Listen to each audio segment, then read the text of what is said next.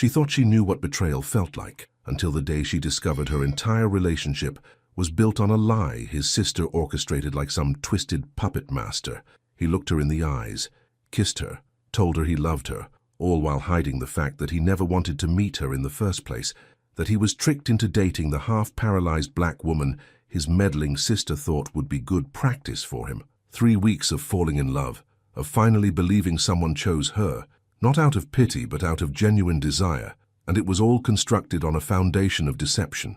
When the truth came out, she had to make an impossible choice: walk away and protect what was left of her heart, or risk everything on a man who proved he'd choose comfort over honesty when it mattered most. But here's what nobody expected. Not him, not his sister, not even her. What happened next would test whether love could survive the ashes of lies, or if some betrayals are simply too deep to forgive. Subscribe and comment below if you've ever had to decide whether to trust someone who broke you, because this story is about to take turns you won't see coming. Ryan's home office felt smaller than usual that Thursday night, the walls pressing in despite the floor-to-ceiling windows overlooking the darkened street. His drafting table was covered in sketches, a mixed-use development project that had consumed his week, but his focus shattered the moment his phone lit up with Nina's name. He considered letting it go to voicemail. Experience had taught him that Nina's evening calls came loaded with agendas wrapped in sisterly concern. "Hey," he answered, already regretting it. "Ryan, perfect timing, I need a tiny favor." Nina's voice carried that particular brightness that preceded requests disguised as opportunities. He set down his pencil. "What kind of favor?" "There's this woman at the clinic, Simone. She just started a few weeks ago. Physical therapist, really wonderful, but she doesn't know anyone in town yet. I thought maybe you could meet her for coffee, just as a friend, help her get oriented." Ryan closed his eyes. "Nina, I know, but this isn't like before. Remember Diane? That was different. This is literally just coffee. 1 hour. You're good at making people feel welcome, and she seems a little lonely. Please, for me." The guilt card. Classic Nina. "I don't really have time right now. This project, it's Saturday morning. You never do anything Saturday mornings except stare at your laptop in sweatpants. Come on. Ocean View Cafe, 10 o'clock. I already mentioned you might reach out." His jaw tightened. "You already told her I'd meet her?" "I said you might. Don't make me look bad, Rye." The familiar exhaustion settled over him, the weight of being Nina's brother, the path of least resistance, the knowledge that refusing meant 3 more calls and a guilt trip at Sunday dinner. "Fine, just coffee. You're the best, she's gonna love you." After she hung up, his phone buzzed. "Marcus, weekend plans." Ryan typed back, "Nina's setting me up again. Coffee Saturday." The response came immediately. "Your sister again, what's the catch this time?" "She says it's just friendly. New person in town, right? And I'm the Pope." Nina's casual setups are never casual. "Want backup?" Ryan almost laughed. "I'll survive an hour." Famous last words. Friday dragged. Ryan told himself it meant nothing. An hour of polite conversation, maybe a recommendation for a good dentist or grocery store, then freedom. He'd done this dance before. Diane from accounting. Sarah from Nina's book club. That disastrous blind date with her yoga instructor, who spent 90 minutes explaining her cryptocurrency portfolio. Saturday morning, he showered and dressed without enthusiasm. Jeans, blue button-down. His reflection looked tired. The Ocean View Cafe sat right on the boardwalk, all glass and weathered wood, accessible ramps leading to a sprawling patio. He arrived early out of habit, claimed a corner table with ocean views, and ordered black coffee from a barista who looked barely awake. "I'm here." "What does she look like?" Nina's response popped up instantly. "You'll know her when you see her. Just be yourself. Helpful as always." Ryan sipped his coffee and watched the entrance, steeling himself for another painful hour of his sister's good intentions. Ryan scrolled through his email, deleting spam with mechanical swipes, when laughter rippled from inside the cafe. Not polite laughter, the genuine kind that made strangers smile. He glanced up. A black woman stood at the counter, head tilted back, grinning at something the barista said. Late 20s, sundress the color of coral, hair in a high ponytail that caught the light streaming through the windows. She reached for her iced latte, and Ryan noticed the forearm crutches, sleek, modern, extensions of her movement rather than impediments. His brain stuttered. Nina hadn't mentioned. The woman turned, scanning the patio with dark eyes that missed nothing. Her gaze landed on him, the only solo patron, and her whole face brightened. "Oh, She crossed the patio with fluid economy, crutches and body working in practiced rhythm. Up close, she was even more striking. Warm brown skin, smile that could power the whole boardwalk. "You must be Ryan." Her voice carried gentle amusement. "Your sister promised you'd be the nervous-looking architect in the corner." Heat crept up his neck. That obvious? The coffee death grip was a tell. She extended her hand. Simone Hayes. Her handshake was firm, confident. Ryan stood, nearly knocking over his chair. "Ryan Castellano, and I'm not nervous, just caffeinated." "Sure." She settled into the opposite chair, propping her crutches against the table with casual efficiency. "So Nina says you're the guy who makes buildings stop being terrible for people like me. I try to design spaces that don't actively hate their users." Revolutionary concept. She sipped her latte, studying him over the rim. "She also said you're chronically single and need more friends." "I'm paraphrasing." Ryan laughed, despite himself. "She has a gift for tactful introductions. My sister's the same. Jada followed me out here because apparently I can't be trusted to survive alone in a new city." Simone rolled her eyes affectionately. "Older siblings. They're convinced we'd die without their interference. Nina still tries to pack my lunches." "You're 32. "Exactly." The conversation shifted, easy as breathing. Simone asked about his current project. Ryan found himself explaining accessible design principles, surprised when she challenged his assumptions about wheelchair clearances based on her PT experience. She described her clinic's layout: terrible sightlines, weird half-steps, doorways that barely met code. "It's like they asked an able-bodied person to imagine disability and gave up halfway through," she said. That's exactly what happened. They ordered lunch without noticing the transition from coffee to food. Simone told him about her move, fresh start, new city, her sister's overprotective hovering. Ryan described Marcus's construction disasters and Nina's matchmaking history. "Wait, she set you up with her yoga instructor?" Simone's eyes went wide. Ryan's hands gripped the steering wheel at 10 and 2, his face aching from smiling. The afternoon sun warmed the dashboard, and Simone's laughter still echoed in his head. His phone lit up the center console, Nina calling. He tapped the answer button on his screen. "Oh my God, I'm so glad you finally agreed to meet her." Nina's voice exploded through the speakers before he could speak. "Simone is amazing, right?" Yeah, really great." Ryan merged onto the coastal highway, already planning when to text her again. "I knew you two would hit it off." Nina's tone shifted, warm and conspiratorial. "I'm so proud of you for being open-minded about this." His foot eased off the gas. "What do you mean, open-minded?" "Well, you know, when I first mentioned setting you up with someone who uses crutches, you said you weren't sure, remember?" Ryan's brain scrambled backward. He'd never said that. Nina had never mentioned crutches. She'd said new therapist at the clinic who needs friends, nothing more. "But I knew once you met her, you'd see past all that." Nina steamrolled forward, delighted with herself. "So I just told Simone that you asked for her number, that you'd heard about her work and wanted to meet her. I knew if I told you about the crutches beforehand, you'd overthink it and—" "You what?" "Talk yourself out of it, so I just gave you both a little push. You're welcome." Ryan swerved onto the shoulder, tires crunching gravel. A horn blared as a sedan shot past. "Nina," his voice came out strangled. "You lied to her. I smoothed the path. There's a difference." She sounded genuinely confused by his tone. "Come on, Ryan, you never would have said yes if I'd been honest. Now look, you had an amazing time. She had an amazing time. And you can thank me at the wedding." His vision blurred at the edges. The trap closed around him with perfect, suffocating logic. If he told Simone the truth now, he'd look like the guy who wouldn't date someone with a disability. The shallow asshole who needed his sister to trick him into basic decency.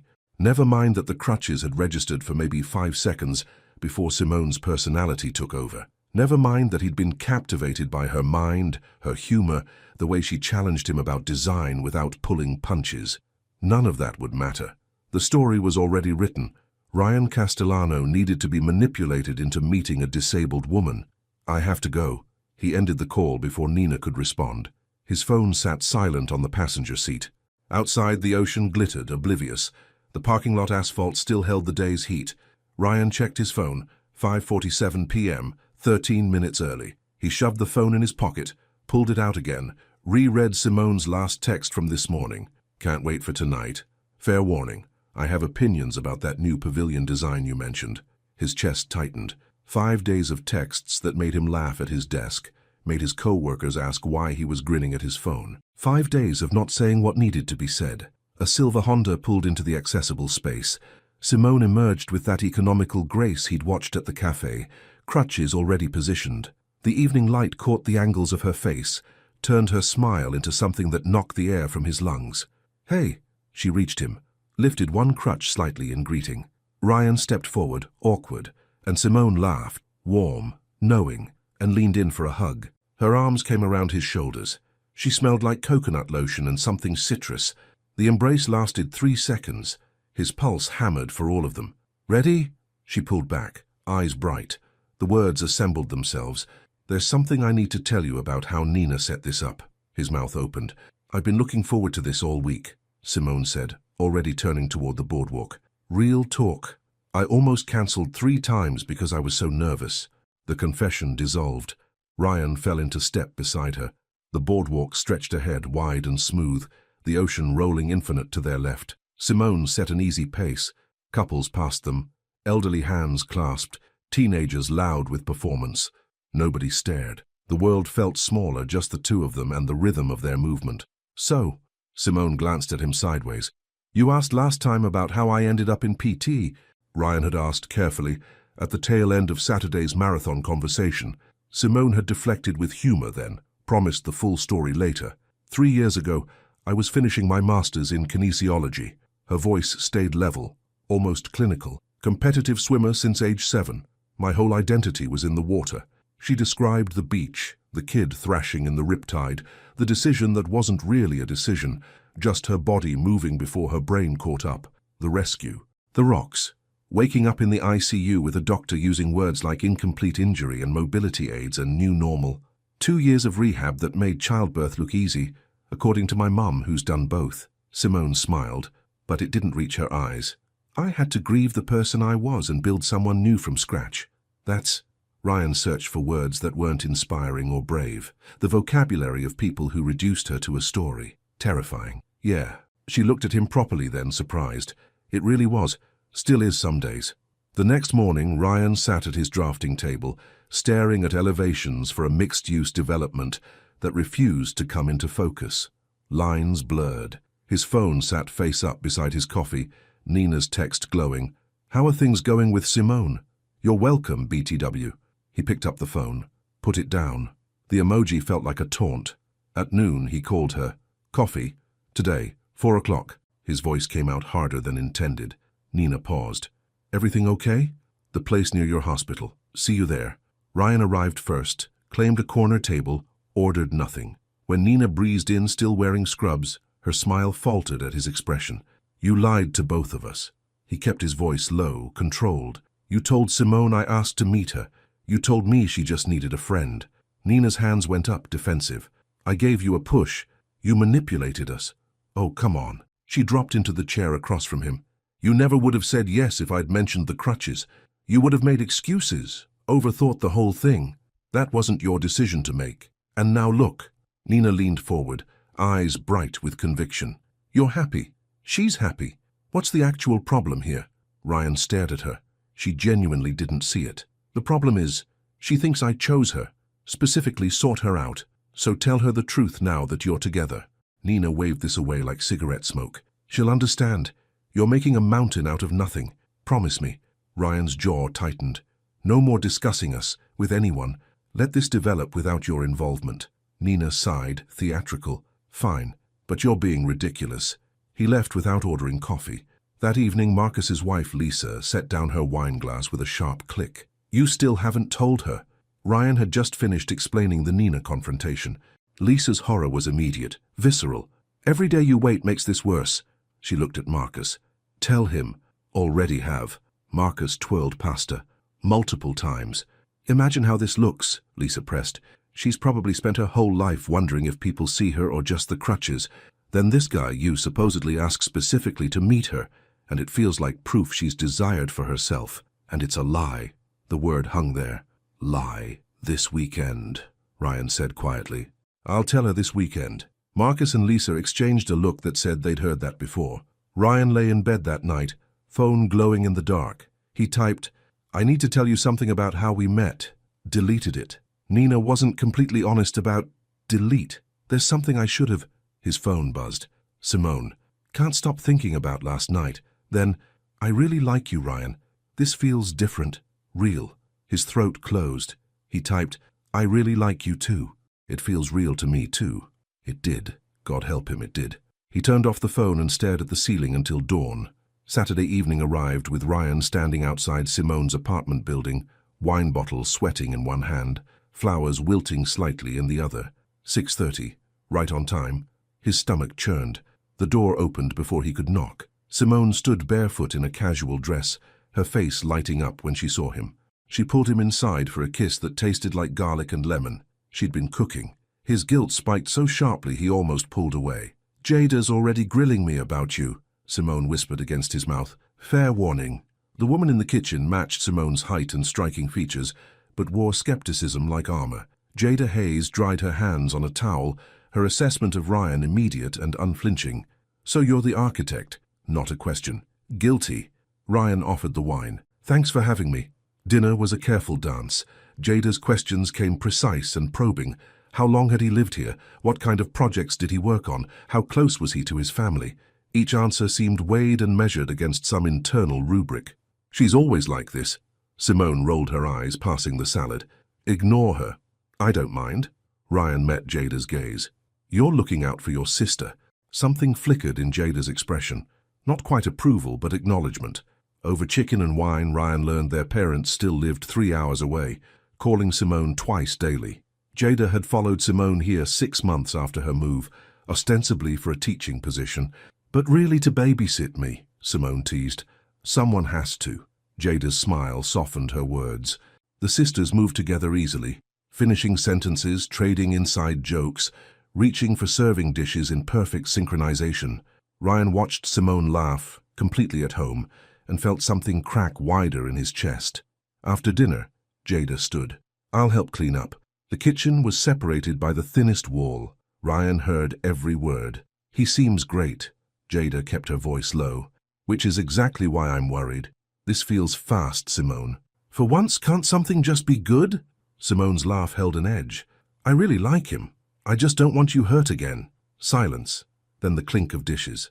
Jada left at 9 with a pointed look that told Ryan she'd be watching. Simone closed the door and leaned against it. Sorry, she means well. I'm glad you have her.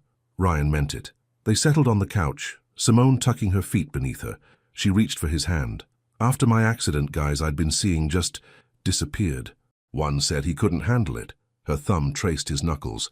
Another stuck around for 3 months, treating me like some charity project. That's why Jada's suspicious. She's watched me get hurt. The weight of it crushed him. Nina's lie hadn't just been manipulation. It had been precision targeted at Simone's deepest wound. Ryan specifically asked for your number, proof she'd been chosen, not accommodated. All fiction.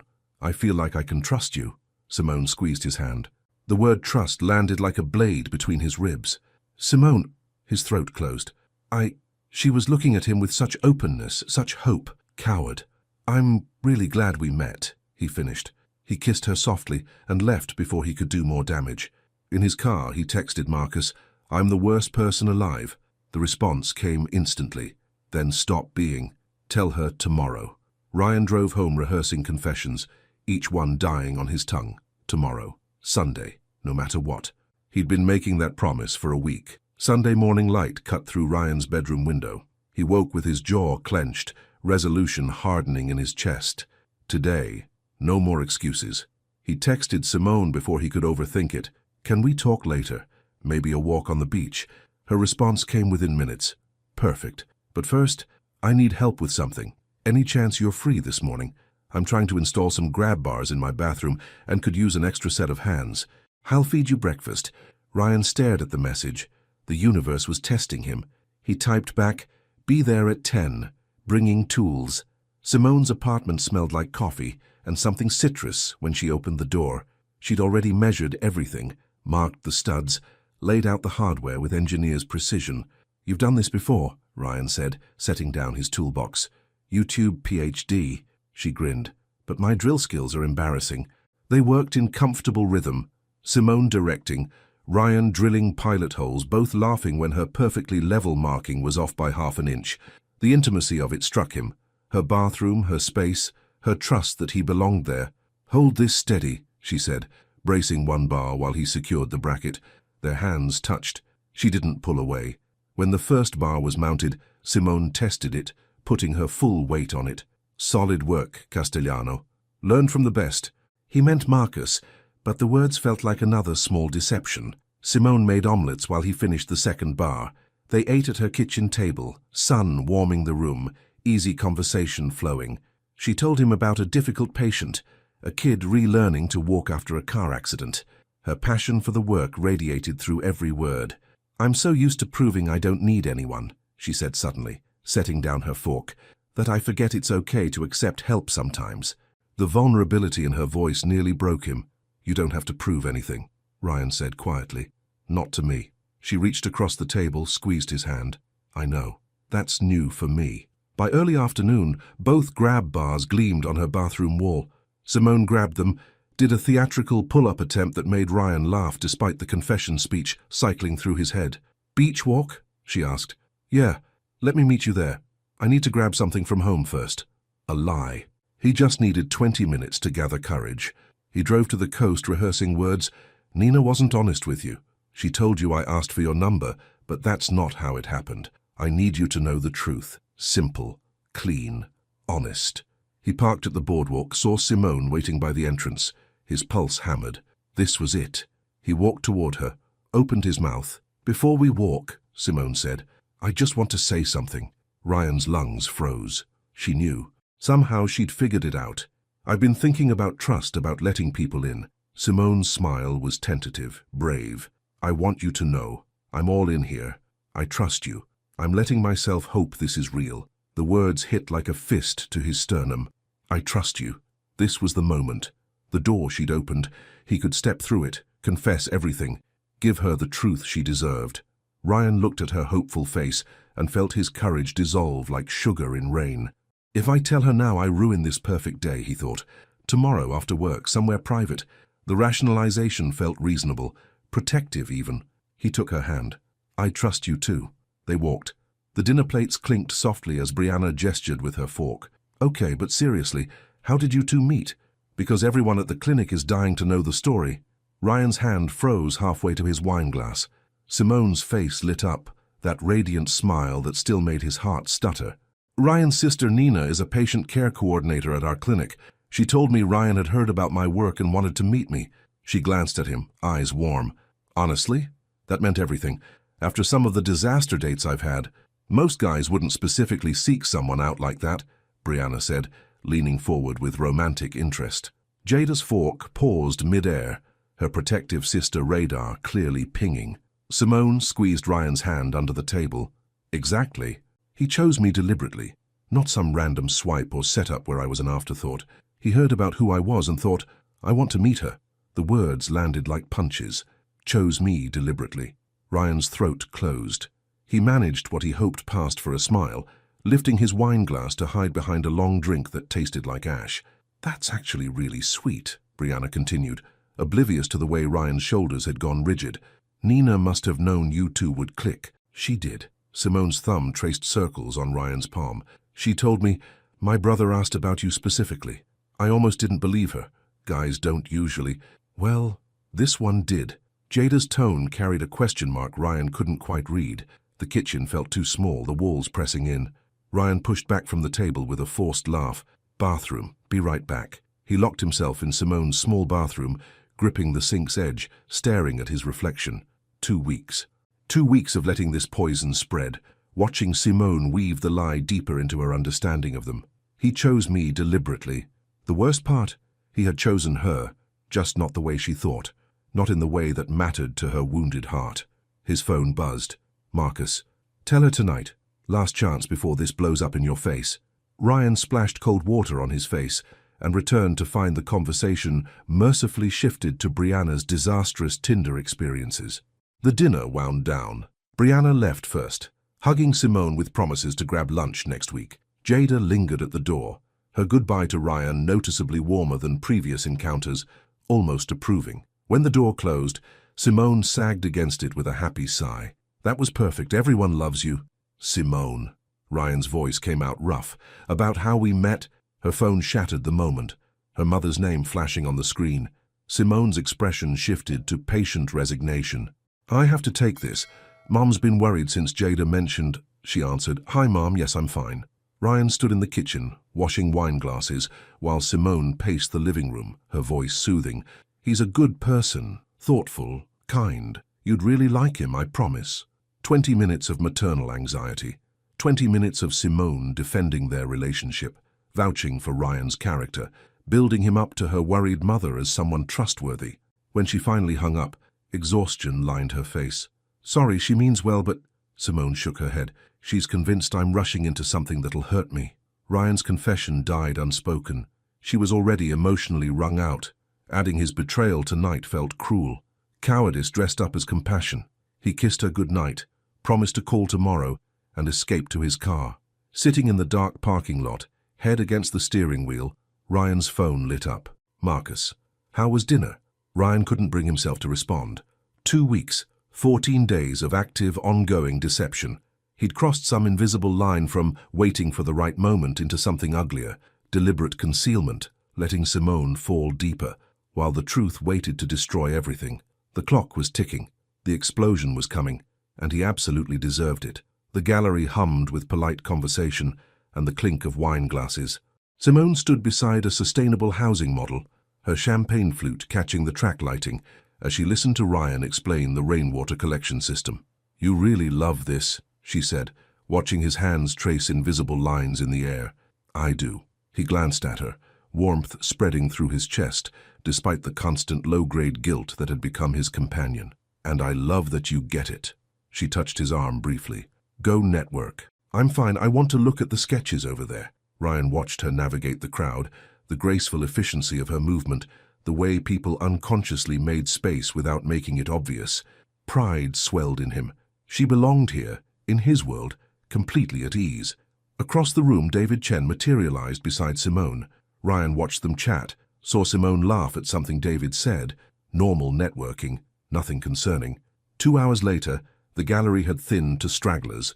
Ryan found Simone near the coat check, slightly tired but smiling. Ready? He asked. More than. She leaned into him as they collected their things. Simone, great meeting you. David's jovial voice cut through the quiet. He clapped Ryan on the shoulder as he passed. Ryan, your sister Nina was right. You've really grown from this experience. Good for you, man. The words detonated like a grenade. David disappeared into the night, oblivious. Ryan stood frozen, watching comprehension dawn slowly across Simone's face. What did he mean? Her voice had changed, careful now, guarded. Nina was right about what? What experience? Oh, Nina talks too much. Ryan forced lightness into his tone, but his mouth had gone dry. You know how she is. Ryan. Simone shifted her weight, crutches repositioning. What was he talking about? I honestly don't know. Nina says a lot of things to a lot of people. About us? About everything. She overshares. It's who she is. The lie tasted like ash. Technically true, but deliberately misleading. Simone watched him for a long moment, something shuddering behind her eyes. Okay. The walk to the parking lot stretched endlessly. The easy warmth between them had evaporated, replaced by careful distance. Text me when you get home, Simone said, her goodnight kiss landing somewhere near his cheek. Ryan stood under the streetlight, watching her taillights disappear, his hands shaking. He called Nina immediately. Voicemail. Call me. Now. What have you been telling people? The drive home blurred. His phone finally rang at 11. What's wrong? Nina sounded confused, defensive. I just told David I was happy you'd been open-minded about dating someone with a disability. He's your friend. I told you to stop discussing us. I was paying you a compliment, saying you'd grown.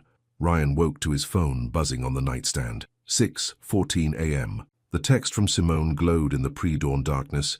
Can we talk today? Something's been bothering me since last night. His stomach dropped like an elevator with cut cables. He sat up, typed with shaking hands.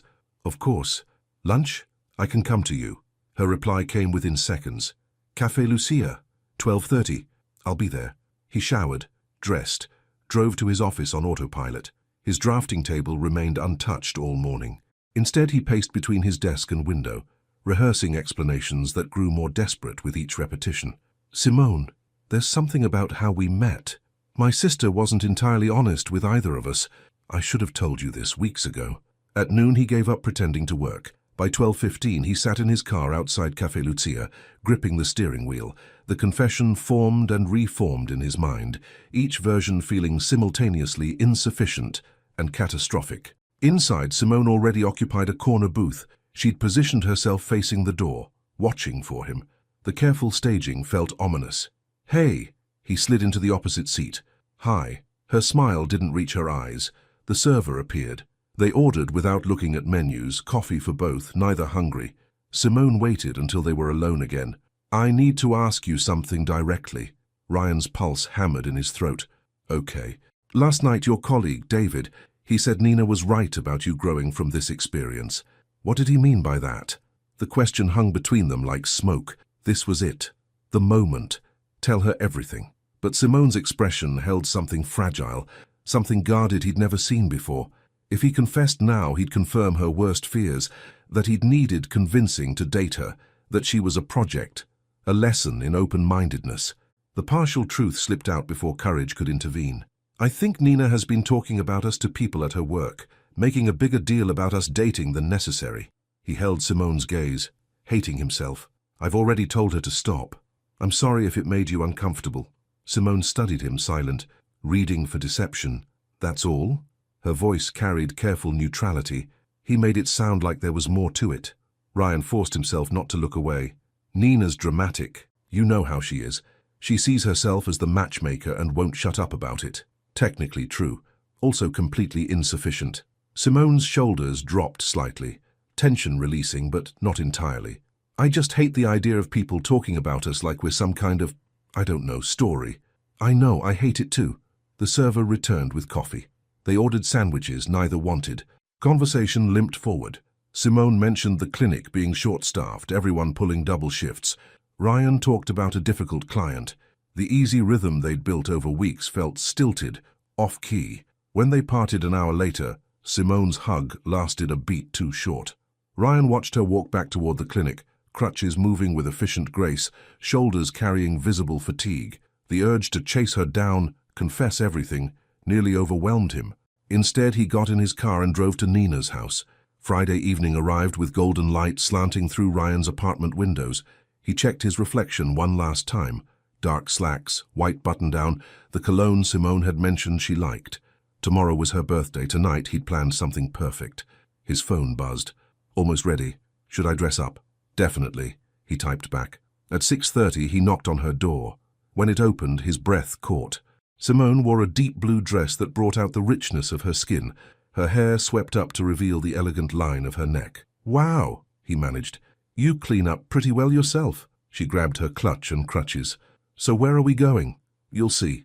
The drive took 15 minutes. When he pulled up to Terrazza del Mare, Simone's eyes widened. "Ryan, this place is—" "I know. Come on." The elevator opened onto the rooftop terrace. String lights crisscrossed overhead like captured stars. White tablecloths snapped gently in the ocean breeze. Their tables sat in a private corner, the city spread below like scattered diamonds. Simone gasped. "You did this? Happy early birthday." She turned to him, eyes bright. "This is too much. You're worth it." Dinner unfolded like a dream. Pan-seared scallops that melted on the tongue, champagne that caught the light like liquid gold. Simone talked about a patient breakthrough at the clinic, her face animated. Ryan watched her hands dance through the air as she spoke, memorizing every detail. The week's tension had evaporated. She was here, fully present, laughing at his terrible jokes. Over tiramisu, he slid a small box across the table. "Ryan, you already—" "Just open it." Inside, a silver necklace held a delicate wave pendant that caught the candlelight. Simone pressed fingers to her lips. "It's beautiful. It reminded me of you, the ocean, your strength." She lifted her hair. "Put it on?" His fingers brushed her neck as he fastened the clasp. She turned, touching the pendant. "You're the most fully alive person I've ever known," he said quietly. "You don't let anything diminish you. I'm in awe of you." Her eyes shone with unshed tears. "I'm falling in love with you, Ryan. I think I have been since that first coffee." The words knocked the air from his lungs. Joy and terror warred in his chest. "I'm falling in love with you too." Completely true, completely devastating. She leaned across the table and kissed him. The city blurred. The string lights became distant stars. When they finally pulled apart, the terrace had emptied around them. Monday morning, Ryan was reviewing blueprints when his phone vibrated. Simone's name lit the screen. He smiled, answering immediately. "Hey, I was just—" "Ryan, can you talk?" Her voice stopped him cold. Tight, controlled, wrong. He stood, walking quickly toward the empty conference room. "What's wrong?" The pause stretched too long. "Jada just called me. She ran into Nina at the grocery store yesterday." Every molecule of oxygen left the room. Nina said she was glad the setup worked out. Simone's voice shook now, the control fracturing, that she was proud of how you've really grown from this experience. Jada was confused. She asked Nina what setup she meant. Ryan's vision tunneled. The walls pressed closer. "Nina told her she'd arranged for us to meet, that she thought you'd be good for me, that you'd initially had reservations." The word hung between them like shrapnel. "Jada called me immediately. She said Nina made it sound like—" Simone's breath hitched. "Like you were reluctant. Like she had to convince you. Is that true?" Ryan's mouth opened, closed. He could spin this, downplay it. But the jig was up, and they both knew it. "Simone, it's complicated. Can we talk in person, please?" Silence, long and terrible. "Just answer the question." Her voice broke. "Did you ask Nina to set us up, or did she trick you into meeting me?" This was the moment. Truth or total annihilation. She didn't tell me about you beforehand. She just said a co-worker needed to meet people in town. But Simone, the second I saw you, so everything was a lie." The words came out flat, final. "You didn't ask to meet me. You didn't hear about my work and seek me out. Nina manipulated both of us, and you've been lying about it for 3 weeks." "I didn't know she'd lied to you until after our first date," Ryan rushed out. "By then, I didn't want to ruin what we had. I should have told you immediately, but I was scared." "You were scared?" Simone's laugh was bitter, broken. "Try being me, Ryan. Try being the person who's been told by multiple men that they can't handle dating someone disabled. Try finally thinking someone chose you deliberately, that you weren't accommodated or pitied, that you were wanted, and now finding out it was all manufactured. That's not fair. I did choose you. Every day after that first date. My feelings are real. I love you. How am I supposed to believe that?" Tuesday afternoon light filtered weakly through Simone's curtains. She sat curled on her couch, phone face down on the coffee table, its silence louder than any ringtone. 23 missed texts, 4 voicemails. 1 handwritten note she'd crumpled and thrown away, then retrieved and smoothed flat again. Jada emerged from the kitchen with tea neither of them would drink. "I knew something felt off. Too perfect, too convenient." Simone pulled the blanket tighter despite the warmth. "That's the thing, he wasn't perfect, he was real." She caught herself. "Or I thought he was." Jada set the mugs down hard enough that tea slopped over the rims. "He lied to you for 3 weeks, Sim. Watched you fall in love while keeping this massive secret. That's not real, that's cowardice." Simone's voice was flat. "I know what it is." What gutted her wasn't the initial setup, Nina's manipulation, Ryan's ignorance, those she could almost understand. What destroyed her was every moment after, every conversation where she'd mentioned trust, being chosen, mattering. He'd looked her in the eye and said nothing. "Remember when I told him about Marcus leaving?" The memory burned. "How some guys disappeared after my accident because they couldn't handle it." He held my hand, said I deserved better. "You do deserve better." He knew, Jada. He knew exactly what I needed to hear, that someone had specifically wanted to meet me, and he let me believe the lie. Every kiss, every "I love you," he was holding this back. Jada moved closer. Maybe his feelings were still genuine, even if the start was wrong. Simone laughed, a broken sound. "How would I know? How can I ever trust that he's with me because he wants to be? Not because he feels too guilty to leave after stringing me along this far?" The question hung between them. Her phone buzzed again. Jada reached for it, but Simone stopped her. "Don't. You can't avoid him forever. Watch me." Evening found Simone alone. Jada had left reluctantly, extracting promises to eat something, call if needed, not make any permanent decisions while emotional. Simone scrolled through photos she should delete. The beach walk, Ryan's profile against the sunset, her hand in his, her birthday, string lights and champagne and that look on his face like she was something precious. A casual selfie from last Sunday morning, both of them rumpled and grinning, her head on his bare shoulder. She remembered that morning, how he'd traced her collarbone and said, "I love you," like a prayer. She'd believed him completely. Had any of it been real? Her phone lit up. Another text. I know I don't have the right to ask, but please just let me see you. Let me try to make this right. I understand if you can't forgive me, but you deserve to hear the whole truth. Simone's fingers moved. There's nothing you can say that will change what you did. She stared at the unsent message, deleted it, typed, I need time. Don't contact me. If I decide to talk, I'll reach out. Hit send before courage failed. Powered the phone off completely. Darkness gathered in the apartment. Simone didn't bother with lights. She sat wrapped in her blanket, feeling the full weight of it. Not just Ryan's betrayal, but the confirmation of every fear she'd carried since her accident. That she was tolerable, manageable, someone to feel virtuous about dating. Never simply wanted. The worst part was loving him still. That made everything hurt more. Wednesday evening. Ryan pulled into his parents' driveway at 6:30, engine idling while he stared at the warm light spilling from the dining room windows. 2 days since Simone had told him not to contact her. 2 days of checking his phone every 30 seconds like a junkie. 2 days of working on autopilot while his life crumbled. He could skip this, call in sick, make excuses. Except his mother had already texted twice confirming he was coming, and absence would trigger a wellness check he couldn't handle right now. Ryan killed the engine and walked toward obligation. Nina answered the door. Her hug was tentative, searching his face for forgiveness he didn't have to give. I'm glad you came, she whispered. He moved past her without responding. The house smelled like his childhood.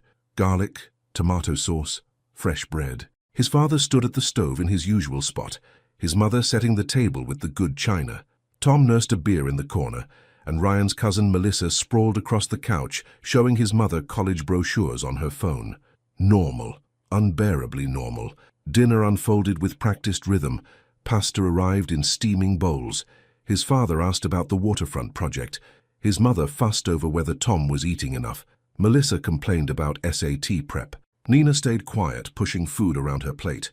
Ryan managed 15 words total. Then his father set down his wineglass and smiled. So when do we get to meet this girlfriend Nina's been telling us about?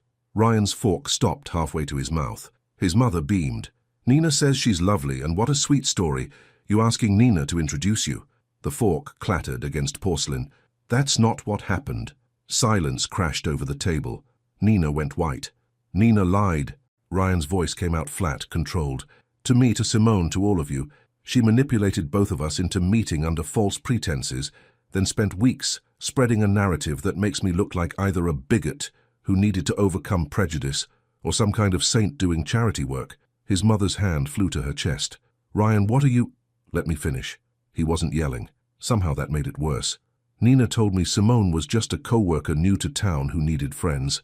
She told Simone that I'd specifically asked to meet her after hearing about her work. Both lies. Then she told colleagues at my firm that she was proud of how I'd grown, making it sound like dating someone who uses crutches was this huge personal development for me. Nina sobbed into her hands. Tom pulled her against his shoulder, but his eyes were on Ryan, waiting. Her gossip spread. People congratulated me for being open-minded. And when Simone started questioning things, when she heard these comments and got suspicious, I still didn't tell her the truth. I was too much of a coward to immediately correct Nina's lies. His voice cracked. And now I've lost the woman I love because I let her manipulation stand. That's on me. But this started with Nina deciding she knew what was best for everyone and bulldozing over our autonomy. Nina lifted her face, mascara streaking. I thought I was helping. I saw 2 people I cared about who would be perfect together. You didn't do this for us. Ryan stood, chair scraping hardwood. You did it for yourself, so you could be the hero of the story, the matchmaker who brought people together. You didn't care about our consent or honesty. You cared about the outcome you wanted. His father's voice cut through the wreckage. Nina, is this true?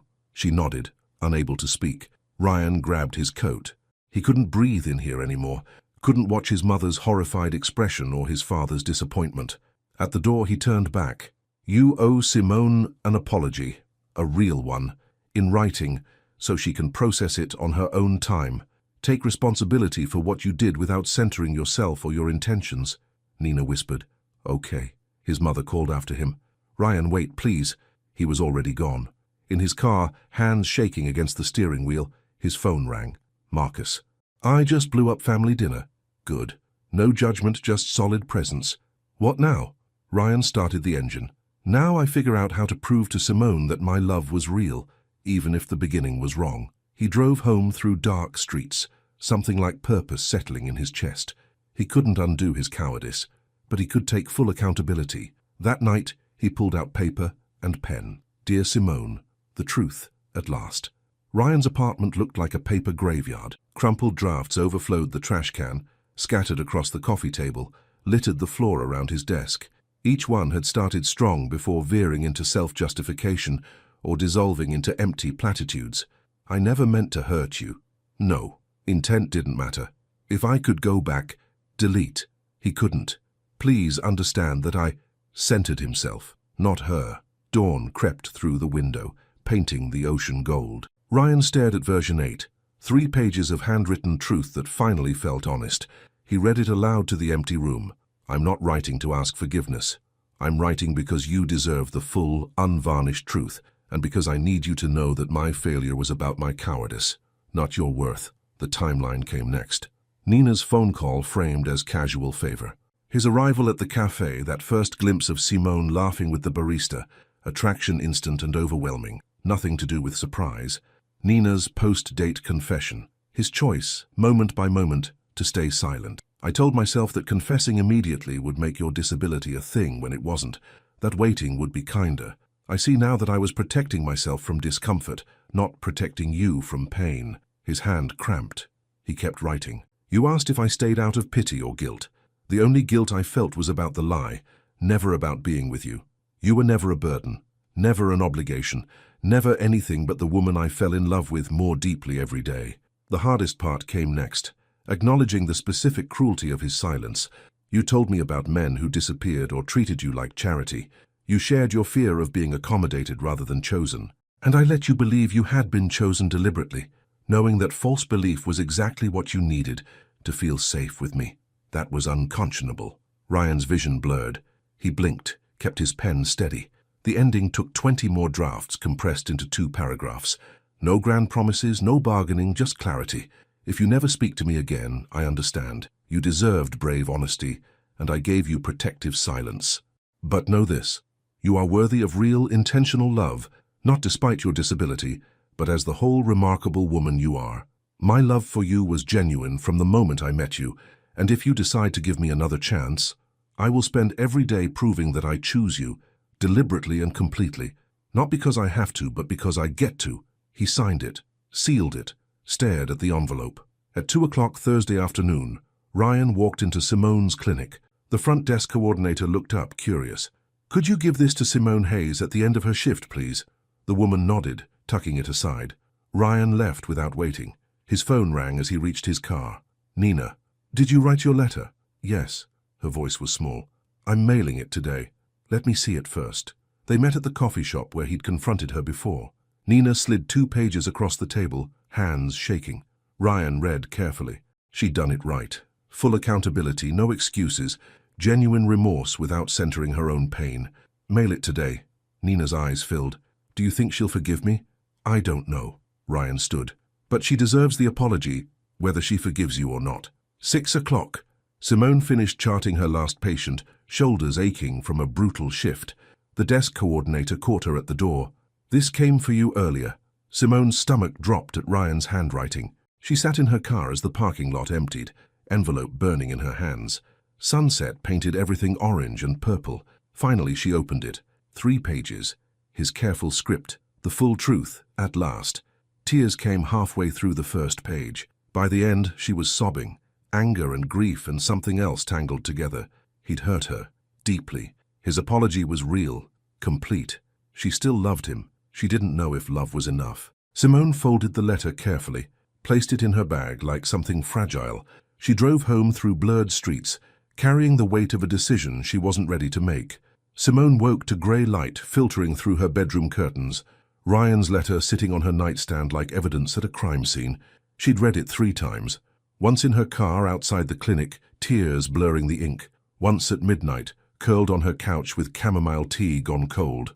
Once at 3 a.m. when sleep refused to come, her mind circling the same questions without answers. She reached for her phone and texted Jada, "Can you come over?" The response came immediately. "On my way." Jada arrived 40 minutes later with a cardboard carrier of coffee and a bag of pastries from Simone's favorite bakery. She took one look at Simone's face, puffy eyes, hair uncombed, still in yesterday's clothes, and set everything on the kitchen counter. What happened? Simone handed her the letter without speaking. Jada settled onto the couch, reading carefully while Simone stood at the window, watching joggers pass on the street below. Normal people doing normal things, not trying to decide whether to trust someone who'd already broken their heart. When Jada finished, she folded the pages carefully and placed them on the coffee table. "What are you thinking?" Simone turned from the window. "He's right. About all of it. He was a coward. He chose his comfort over my right to know the truth. He let me believe I'd been specifically chosen, when that was my exact vulnerability." "Yes, but—" Simone moved to the couch, pulling her knees to her chest. "I also believe his feelings were real. I was there, Jada. I felt what we had. That connection wasn't manufactured." Jada poured coffee into 2 mugs, added cream to Simone's the way she liked. "So what do you want to do?" "I don't know." Simone wrapped her hands around the warm mug. "Part of me wants to protect myself by walking away clean. The other part wants to fight for what we had, or could have. The question," Jada said quietly, "is whether you can trust him again." "Exactly." Simone sipped her coffee. "Can we build something real on a foundation that started with lies?" They talked for hours. Jada asked hard questions. Simone answered honestly, working through her tangled feelings aloud. The betrayal, the anger, the stubborn love that refused to disappear just because it hurt. Around noon, Jada surprised her. "I don't think he's a bad person." Simone blinked. "Really? You've been suspicious since day one." "I have, and I was right that something was off." Jada met her eyes. "But I think he made bad choices out of fear, not malice. The question is whether he's capable of making better ones now." Saturday afternoon, 1:45 p.m. Ryan arrived at the beach boardwalk 15 minutes early, anxiety making punctuality impossible. He sat on the bench where they'd shared their first kiss, ocean stretching grey and endless before him, the overcast sky pressed down heavy with possibility. At exactly 2 p.m. Simone appeared from the parking lot, his heart clenched. She wore jeans and a faded t-shirt, hair pulled back, expression unreadable. When she reached the bench, they exchanged careful greetings, polite words between strangers, not lovers. They sat with deliberate space between them, both facing the water. "I need you to explain to me, step by step, how this happened." Simone's voice was steady, controlled, complete honesty. "No protecting my feelings, no making yourself look better. The actual truth." Ryan took a breath and laid it out chronologically. Nina's initial call, presenting it as a casual favor. His arrival at the cafe, spotting Simone, immediate attraction before he even noticed the crutches. The 3 hours of effortless conversation, Nina's post-date confession, his cowardly decision to stay silent. "When did you know I believed you'd asked for me specifically?" "On our second date, when you thanked me for wanting to meet you. That's when I knew for certain." "And you said nothing." "I said nothing." Ryan forced himself to hold her gaze. "I told myself I'd find the right moment, but I was lying to myself. There was no right moment, only necessary ones that I let pass." He walked her through each missed opportunity. After their first kiss, meeting Jada, the bathroom installation morning, her birthday when she told him she loved him, and he'd swallowed the truth along with his response. "Every time I chose silence, I was choosing my comfort over your right to the truth." Simone's jaw tightened. "The worst part is that I felt so safe with you. You listened when I talked about my fears of being accommodated or pitied, and I thought you understood. And all the while, you were literally accommodating a lie because you were too afraid to deal with the fallout. You're right, I failed you completely." They sat in silence, watching waves crash against the shore. Salt air carried the cry of gulls. "How do I know you're not just too guilty to leave? That this whole thing isn't obligation?" Ryan met her eyes directly. "You don't. I can tell you I'm not, and it's true, but I've lost the credibility to make you believe it. I can only prove it through time and action, if you give me that chance." Sunday morning, Ryan woke with grim determination. Simone needed time and space. He'd give her both. But words alone wouldn't rebuild trust. Action would. He texted Marcus. "Coffee? Need advice." They met at 10 at their usual spot. Marcus listened as Ryan recapped yesterday's conversation, then asked, "What are you going to do?" "Show her through actions that I choose her, not grand gestures or pushing, consistent, quiet proof that she matters to me whether we're together or not." Ryan began what would become a week-long pattern of care from a distance. He learned from Brianna, Simone's PT colleague, carefully asked without revealing details, that the clinic had been severely short-staffed. Simone was working 10-hour days. That evening, Ryan prepared a care package, Simone's favorite tea, a high-quality heating pad for the muscle soreness he knew she experienced after long shifts, healthy pre-made meals from a service she'd mentioned wanting to try, a handwritten note, no response needed, just want you to be okay. On Monday morning, before work, he dropped it at the clinic's front desk, asked the staff to give it to Simone, didn't wait around, didn't ask about her. Tuesday, fresh flowers and a book she'd mentioned wanting to read, left the same way. Wednesday, a gift card to her favorite coffee shop with enough credit for 2 weeks of lattes. He never asked for acknowledgement, never lingered, never put pressure on her to respond. Thursday evening, Marcus visited Ryan's apartment and found him researching adaptive equipment improvements, not for Simone specifically, but for a pro bono accessible community center project he'd started. Is this for her? No, it's because of her. She's made me think differently about design, about who spaces are built for. Win her back or not, that's a permanent change. Friday afternoon, Ryan was at his firm working on the community center design when his phone buzzed. Unknown number. Brianna, I don't know what happened between you two, but I wanted you to know she noticed. The care packages, she cried when she got the tea. I probably shouldn't tell you this, but I think she's working through something. Don't give up. Ryan stared at the message, hope and fear warring in his chest. He didn't respond to Brianna, maintaining appropriate boundaries, but allowed himself cautious optimism. That evening, he prepared another small package for Monday delivery. Not because he expected immediate change, but because loving someone meant caring about their well-being regardless of whether they loved you back. He was learning what genuine, non-transactional care looked like. As he sealed the package, his phone buzzed. Simone, thank you for the care packages. You didn't have to do that. Ryan's heart raced. He responded carefully, I know I didn't.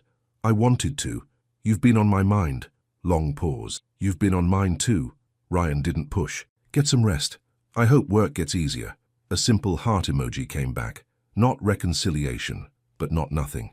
Ryan went to bed with more hope than he'd had in 2 weeks. Saturday morning, 1 week after the beach conversation, Simone sat in her living room with Jada and Brianna, coffee growing cold in their mugs. The care packages Ryan had been leaving lined her kitchen counter. She hadn't known what to do with them. Brianna set down her cup. I need to tell you something. Ryan's been coming to the clinic every day this week, drops off the packages and leaves immediately. Doesn't ask about you, doesn't linger, doesn't try to use the staff as intermediaries, just leaves them and goes. Simone's chest tightened. The consistency without expectation, care without pressure. Thursday I saw him in the parking lot before he came in, Brianna continued. He sat in his car for 10 minutes, just staring at the package on his passenger seat. Then he brought it in, handed it to the desk, walked out without a word. He looked miserable, but he keeps coming anyway. Jada, who'd been the most skeptical, said quietly, That's not someone staying out of guilt. That's someone who genuinely cares. Simone was silent, processing. Finally, I've been so focused on the betrayal, which was real and hurt like hell, that I haven't let myself remember what was real before the truth came out. What was real was everything. The way he looked at me, the conversations, the comfort. I don't think you can fake that level of connection. Brianna leaned forward. I've watched you navigate dating after your injury. I've seen guys treat you like inspiration porn or like a project. I've never seen anyone treat you the way Ryan did, like you were just you, fully you. Disability not ignored but not centered either. Jada added reluctantly, I hate that he lied, but his letter was real accountability. And these packages. He's not doing them for show or credit. He's just taking care of you because he cares. But how do I know he won't choose comfort over hard truth again? Simone's voice cracked. How do I trust that next time he won't just stay silent? You don't know, Jada said. That's what trust is, choosing to believe without certainty. The question is whether he's worth that risk. After they left, Simone sat alone. She thought about Ryan's careful responses that respected her boundaries, the community center work, the fact that he wasn't just waiting but actively growing. Around 5, she picked up her phone. Can you come over? We need to talk. Ryan. Now? Simone. Yes, if that's okay. Ryan. I'll be there in 20 minutes. Simone paced those 20 minutes, heart racing. She didn't know if she was ready to fully forgive, but she was ready to try. When the knock came, she took a deep breath and opened the door. Ryan stood at Simone's door, his expression cautious and hopeful. She stepped aside to let him in. The apartment felt charged with possibility and fear. They settled in her living room, not on the couch together but in separate chairs facing each other, the physical distance mirroring the emotional gap they were trying to bridge. Simone spoke first. "I've been thinking about everything. The deception, the apology, the care packages, all of it." Ryan nodded, silent. "You broke my trust, that's a fact, and for a while I didn't think I could get past it." She folded her hands in her lap. "But I've also been watching what you do when you think there's no benefit to you. The packages you leave without asking for credit. The way you respected my space completely. Brianna told me you've been coming every day, just quietly leaving things and going." Ryan looked surprised that Brianna had shared that. "That's what started to shift things for me," Simone continued. "You weren't performing care for my benefit or to manipulate me back. You were just caring, because you wanted me to be okay whether I took you back or not." She took a breath. "I'm still hurt, I'm still scared, but I also believe that your love was real, even when your courage wasn't. And I believe people can grow." "Can I respond?" Ryan asked quietly. She nodded. He leaned forward, hands clasped. "I can't undo what I did. I can't give you back the weeks where you believed something false, but I can promise you this. I will never choose my comfort over your right to the truth again. Hard conversations, uncomfortable revelations, moments where honesty might cost me, I'll choose the truth anyway, and if you need me to prove that through time, I will." "How do I hold you accountable to that?" Simone pushed back. "What happens when it's hard?" Ryan thought carefully. "We set an agreement now. If something feels wrong or unclear between us, we address it immediately, even if it's 2 in the morning, even if we're in the middle of something else. No waiting for the right moment. And if I ever fail at that, you have my permission to walk away with 0 guilt." They talked for another hour, establishing terms, radical honesty, immediate addressing of concerns, couples therapy to rebuild trust with professional support, patience with the fact that Simone's ability to trust would take time to heal. Finally, Simone asked the question, sitting between them. "So what now? Are we starting over, picking up where we left off?" "I don't think we can do either," Ryan said. "We're starting from here, from this moment, with full knowledge of what happened and what we're choosing." Simone nodded slowly. Then she said the words that changed everything. "I'm choosing to believe you, not because I'm certain it'll work out, but because I think you're worth the risk. I'm still scared, I'm still healing, but I'm choosing you." Ryan's eyes filled with tears. "I'm choosing you too, every day. Not because I have to, because I get to." For the first time in 2 weeks, Simone crossed the space between them and took Ryan's hand. It wasn't a kiss, not a dramatic reconciliation, just a simple touch that said, "We're trying." And for now, that was enough. 3 weeks had passed since Simone and Ryan decided to try again. Wednesday evening found them in their first couples therapy session with Dr. Patricia Chen, a woman in her 50s whose warmth didn't soften her directness. The office had soft lighting, comfortable chairs arranged in a triangle. Dr. Chen asked them each to share their perspective on what they were working to rebuild. Ryan went first, acknowledging his failure and his commitment to transparency. Then, Simone shared her fear and her choice to trust despite it. Dr. Chen nodded thoughtfully. "The work ahead isn't about forgetting what happened. It's about building something stronger because of what you learned." The reality of rebuilding trust wasn't smooth or linear. Some days were good. They had dinner at Ryan's apartment and laughed like they used to, the ease slowly returning. Simone teased him about his obsessive labeling system for architectural samples. Ryan stole bites from her plate when she wasn't looking. Other days were hard. Tuesday afternoon, Simone texted Ryan a question and didn't hear back for 2 hours. By the time he responded, she'd spiraled into fear that he was hiding something, avoiding her, lying again. They had to talk through it, Ryan patient, showing her his phone, his calendar, the meeting notes that explained his silence. "I wasn't ignoring you," he said quietly. "I was in a client presentation with my phone on silent." Simone felt foolish, but Ryan squeezed her hand. "Don't apologize for needing proof. I earned that." They implemented their agreement religiously. When something felt wrong, they addressed it immediately. One evening, Ryan was frustrated about work, but didn't want to burden Simone. He started to say, "I'm fine," but caught himself mid-word. "Actually, no." He set down his coffee. "I'm stressed about a project deadline and was about to pretend I wasn't. Can we talk about it?" This small moment of choosing difficult honesty over comfortable deflection meant everything to Simone. Mid-month, Nina reached out to Ryan asking if she could apologize to Simone in person. Ryan brought it to Simone immediately. "What do you want?" "I'll support whatever you decide." Simone thought about it for 2 days, then agreed, not for Nina's sake, but because she wanted closure. They met at a neutral cafe. Nina, Tom, Ryan, and Simone at a corner table. Nina's apology was brief and genuine.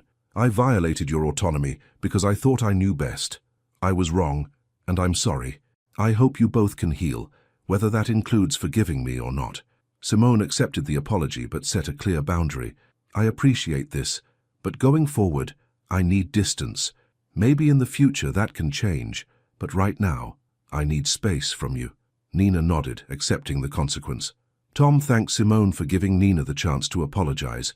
They parted civilly, but not warmly. Appropriate, given the circumstances. Later that week, Ryan and Simone returned to the beach boardwalk. The site of both their second date and their painful reckoning conversation. They walked at sunset, the same path they'd taken that first magical night. Simone stopped at the bench where they'd had their honest conversation weeks ago. "I want to tell you something." She turned to face him. "I'm not fully healed yet. There are still moments where I'm scared you'll lie to protect my feelings or avoid conflict, but those moments are getting fewer, and I can feel myself trusting you more each day." Ryan took her hand. "That's all I can ask for, time and proof." Simone smiled. "You're giving me both." They sat together on the bench, watching the sun paint the sky orange and pink. For the first time since the truth came out, Simone leaned her head on Ryan's shoulder, a gesture of trust that made Ryan's chest tight with gratitude. They sat in comfortable silence, healing happening quietly in the space between them. Saturday morning, about a month after reconciliation, Ryan met Marcus at his construction site, a historic building renovation project in the Arts District. They'd maintained this Saturday tradition for years, Ryan helping with manual labor, Marcus teaching him practical skills, architecture school never covered. They worked side by side, Marcus explaining load-bearing considerations, while Ryan assisted with demolition of a non-structural wall. The rhythm of physical work was meditative, familiar. During a water break, Marcus wiped sweat from his forehead and asked, "So how are things, really?" Ryan knew he meant with Simone. "It's hard sometimes." Ryan twisted the cap on his water bottle. "Not because we don't love each other, but because I broke something fundamental and we're trying to rebuild it. Some days she looks at me, and I can see her wondering if I'm hiding something. It kills me." Marcus nodded, letting the silence breathe. "That's the cost of what you did," Marcus said finally. "Not the losing her, you got lucky there. The cost is living with the knowledge that you caused that doubt and being patient while she heals from it." Ryan accepted this truth. He'd earned every moment of her suspicion. "But here's what I've learned from being married," Marcus continued. "Trust isn't just built once. It's built every single day through small choices. You're doing the work. That's what matters."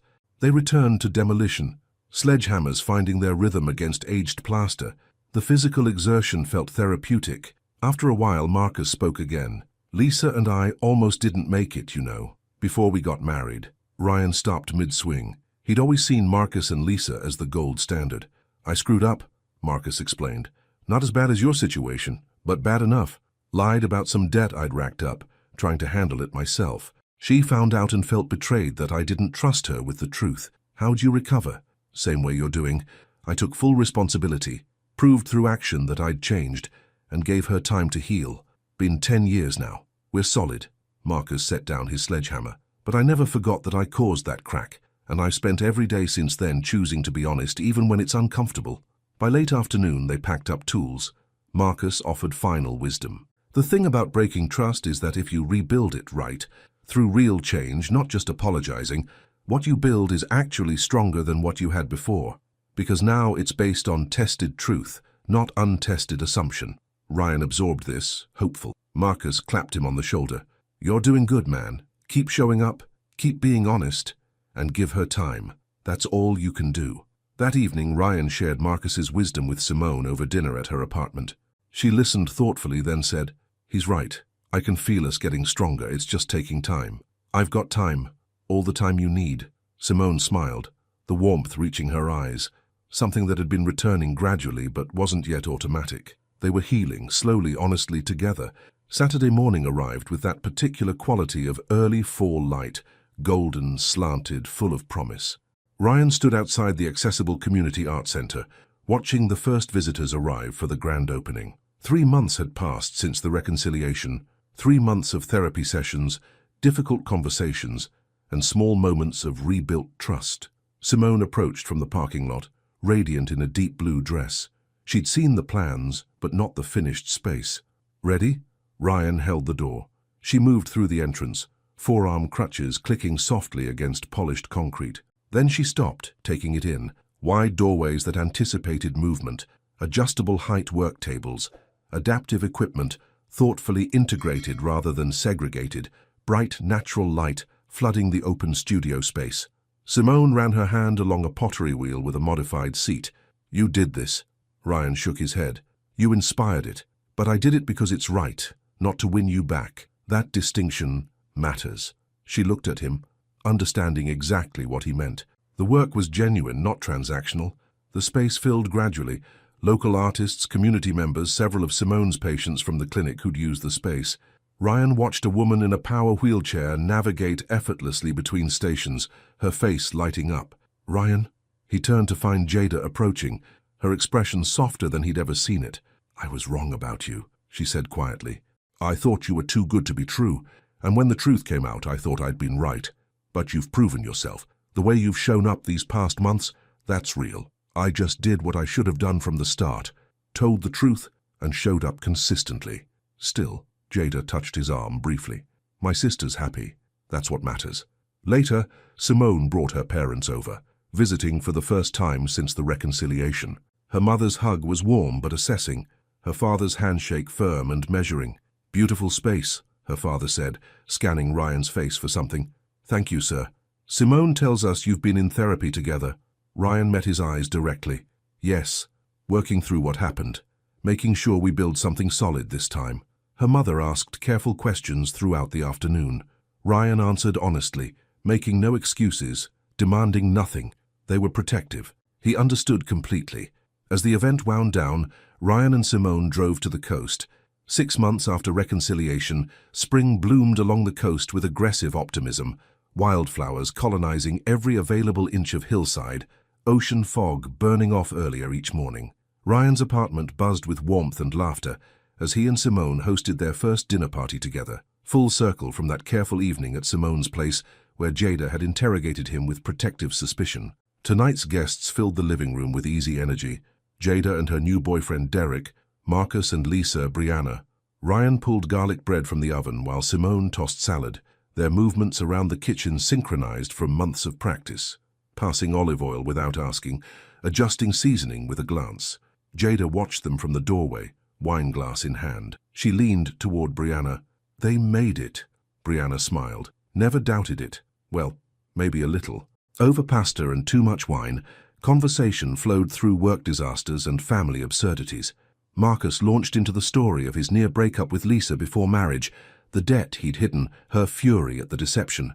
Took a year to rebuild what I broke in one stupid choice, he said, squeezing Lisa's hand. Worth every uncomfortable conversation. Derek, new to the group dynamics, asked the inevitable question. So, how did you two meet? Brief silence.